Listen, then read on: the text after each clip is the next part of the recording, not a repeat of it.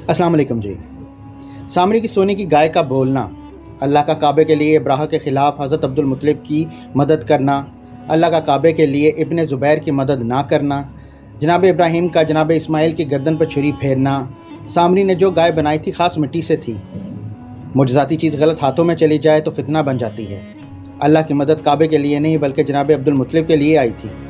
मतलब ये कि काबे का मुतवल्ली हरमैन शरीफैन अब्दुल मुत्तलिब जैसा हो तो मदद आती है, वरना काबे के अंदर घुस जाने वालों के लिए या उसके आसपास रहने वालों के लिए या उसे मुंसलिक होने से मदद नहीं आती। दूसरे लफ्ज़ों में अल्लाह ने अपने घर को आग तो लगवा ली मगर ना हक की मदद ना की। जिम्मेदारी बड़ी हो तो इब्राहीम खलीलुल्लाह जैसे नबी को भी बेटे की कुर्बानी देना पड़ती है। दुंबे का आना या ना आना एक अलग मसला है।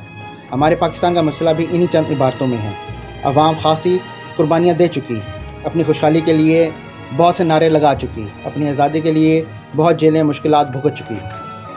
अब हुक्मरानों को इब्राहीम खलीलुल्लाह के नक्शे कदम पर चलते हुए अपने अपने बेटों और औलाद की कुर्बानी देना होगी। अगर दुंबा आया तो कुर्बानी कबूल, हुक्मरानी आपकी, कुर्सी आपकी।